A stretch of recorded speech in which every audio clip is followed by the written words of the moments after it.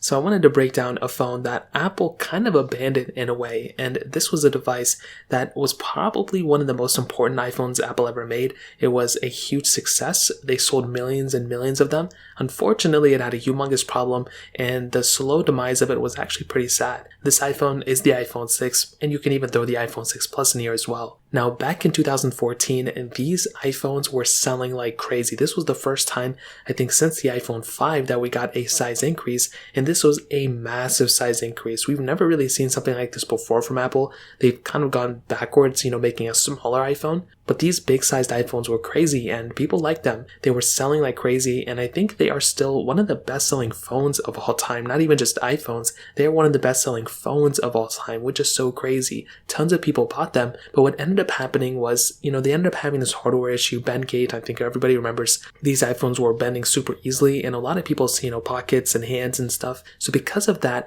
Apple had to really make the next set of iPhones a little bit more durable, and they eventually did that with the 6S, 6S Plus, and then the 7 Plus, so on and so forth, were super durable. They didn't really bend as easy, but the damage was already done.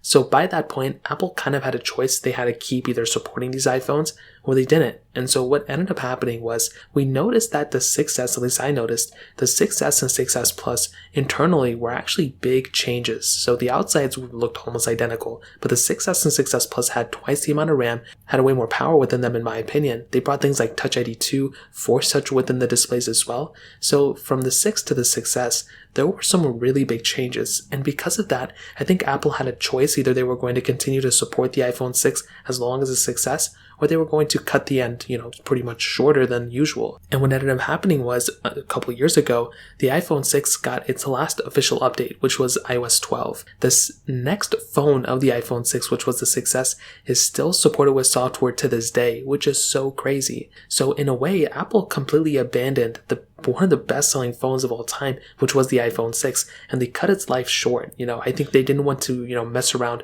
with the amount of software issues that they had with the iPhone 6 before, and because of that, they just wanted to go ahead and just abandon it. They just wanted to move on from it and pretty much focus on the future. And it's weird because when you look at the iPhone 6, that phone sold substantially more than the 6S. The 6S didn't really sell that well. It was actually one of the worst-selling iPhones, I think. But the 6 sold the exact opposite. It kept Apple, a ton of people bought those devices, but it's weird because Apple kind of abandoned it. So many people bought them, but Apple didn't really support it for that much longer. And I think it's a mixture of a lot of things, but I think mostly they wanted to go ahead and just move on from that device, having its, kind of like tainted history. But they also wanted to go ahead and use the power of the baseline. They wanted to increase the baseline power of iOS supported devices. And I think they wanted to go ahead and change in that direction too. So that kind of covers it. If you have any questions or anything, let me know in the comment section below. Hit the like button, that would mean so much, but definitely hit that subscribe button. More importantly than everything else, I love every single one of you guys. Hopefully I'll catch you guys in the next video.